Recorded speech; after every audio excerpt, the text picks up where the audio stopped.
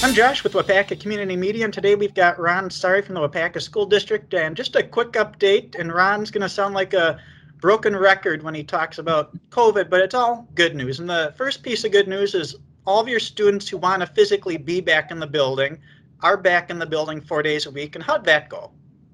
It went great. All three of those phases in that transition plan to increased amounts of in-person learning have gone very smooth. The principals are happy. They're very pleased. They've reported back on how well it's going and continues to go. So we're happy with that. We're happy with the fact that our COVID numbers are trending just like the county numbers are trending, down, down, down. We had 4 out of 5 days last week with zero positives in our cohort. So our cohort of students and staff, 2,445 people, we had 4 days in a row of zero, and that's never happened before for us. Also, the county, they've had 12 days in a row of single-digit positives in the county, and one of those days was a 1. They had one person in the whole county.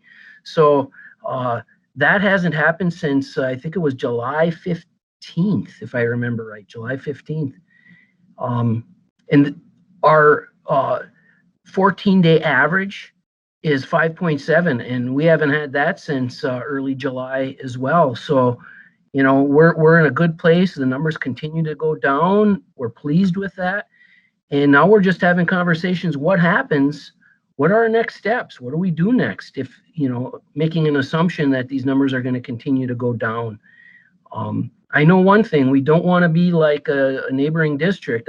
There was a press release that the Outagamie County put out recently, and it had to do with the Omro School District. And evidently some of the high school kids in Omro have gotten together and on a weekend or after school sometime, and it resulted in 12 of them being positive and like 174 or something needing to quarantine. And we don't want something like that to happen with our students. So even though we have the light at the end of the tunnel with these numbers going down and our vaccines coming and our teachers, hopefully it's still on target the week of March 1st to get the first doses. We don't want to go take a step backwards, You've got so many good procedures in place that have led to success for the Waupaca schools this year, being able to maintain in-person learning the whole school year. And we've talked about there aren't a lot of schools that in this area that can claim that have had to be virtual or start out the year virtual. And there are some that have just recently start having in-person learning for the first time the whole school year. So it says a lot to what's been put in place and how well it's working. And going to the example you gave, everyone, even outside school, just practice some common sense and responsibility to keep things how they are. And I think one motivation for your students, and we were talking about before the interview, is what do spring sports look like? Well, if there's a big outbreak or a big exposure, a lot of people need to quarantine, you don't have enough people for a sports team or you aren't able to do sports. But what can you predict or share as of today what spring sports look like? Well, right now, Josh, we're waiting for the WIA to come out, and it sounds like they have created their expectations, their guidelines for us, but it's right now going through the medical doctors, their consultant doctors, and then it'll go to the DHS to get input and final approval. But my guess, and I shouldn't guess probably, but my guess would be that there's going to be some similarities to what it looked like in the fall.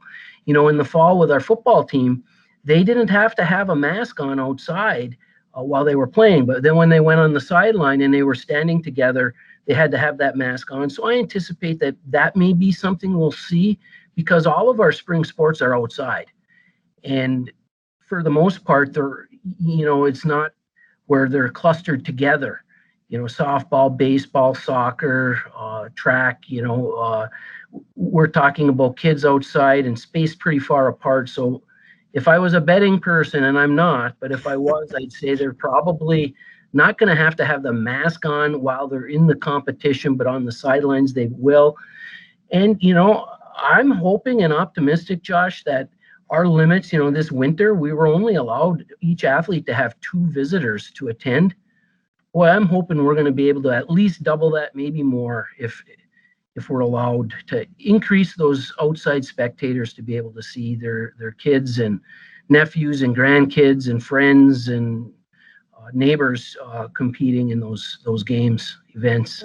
One of the things we've learned with how long this virus has been around is being outdoors and spread out a little bit is a pretty safe place to be, and that works well with spring sports, and hopefully your students able to participate and enjoy those this year.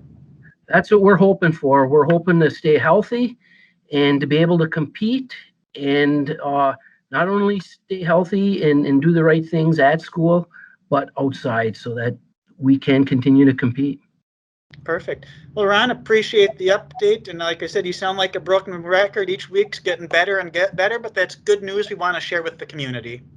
Yeah, that's for sure. Thanks, Josh. Thank you.